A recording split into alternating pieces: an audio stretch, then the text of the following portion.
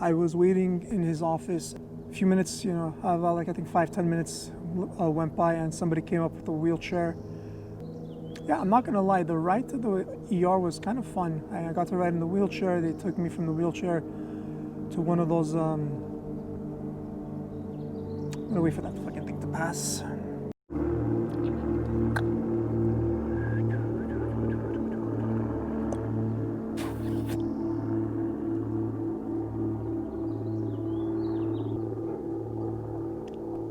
Okay, where was I? Yeah.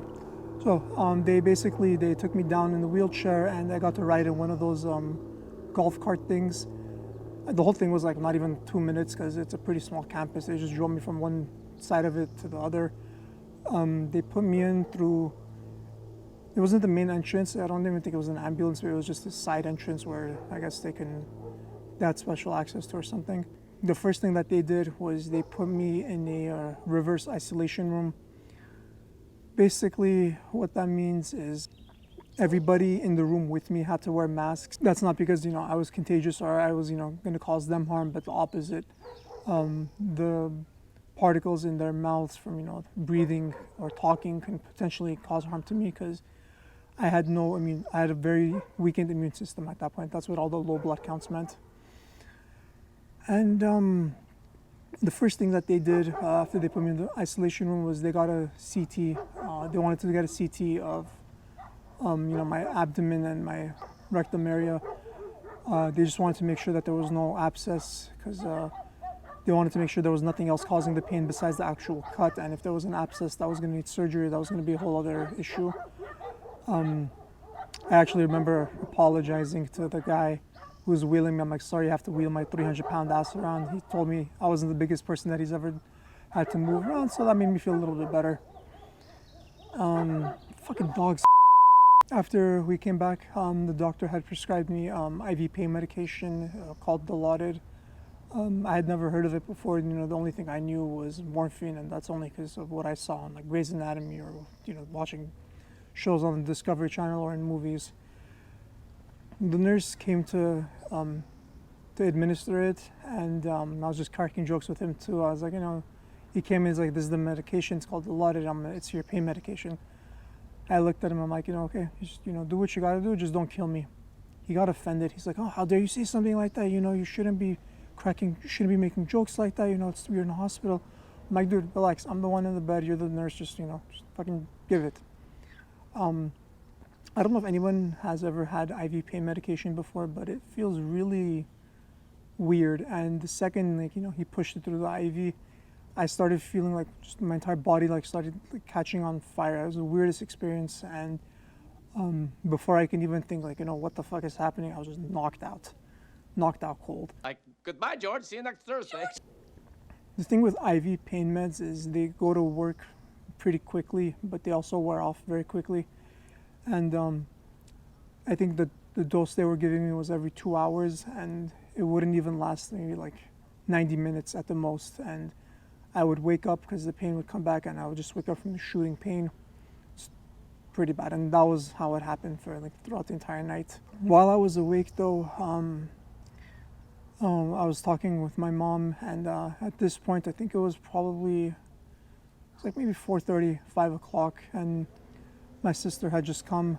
She was with my mom and myself in the ER, and my mom was freaking out because my dad was out of town, and he was I think 2.5 or 3 hours, 3-hour drive away, and she was freaking out. She's like, I need to call your dad. I need to tell him what's going on, and I spent 15 minutes just arguing with him. I'm like, please don't, because wherever he is, he's gonna hear I'm in the hospital. He's gonna drive 1,000 miles an hour to come get here as fast as he can.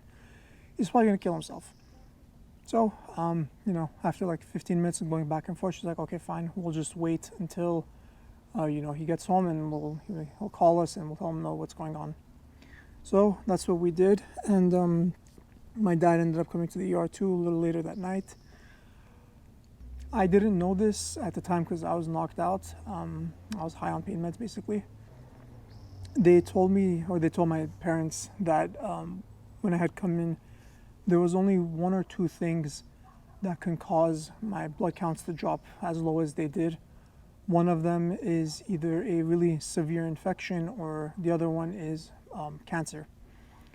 And they said that when I had come in, they started giving me some of the strongest antibiotics that they had, and at this time we should have been, we should be seeing something, and there was no sign. So that was kind of an indication of like, okay, what we're actually dealing with at this point. I stayed in the ER for probably until like I think 11 o'clock, 11:30 at night. That's when they finally had the room available, and it was the same thing. At that point, it was just, I would wake up, I'd stay up for like 30 minutes, and then my 2-hour thing would come up. They would give me the pain meds again, knock out, wake up half hour late, and about 90 minutes later. It was like that until 11 o'clock. And at this point, my grandparents came with me too, and they were in the hospital. And they moved me up to the room. They put me, I think it was, I don't remember which floor it was, but they put me in one part of the hospital. And I was there for maybe like 30, 40 minutes. And then they said, okay, you know what, we need to move him to the oncology ward. And at that point, that's when everything kind of started, everything settled in, or everything started setting in. And at that point, my sister was just like, okay, what do we have to do now? What's the next step? My mom started to pray. My dad was still in shock. He couldn't believe it. And my grandparents were also there. So my grandma started, breaking down, starting to cry. And even though I didn't see it with my own eyes, my sister told me later on,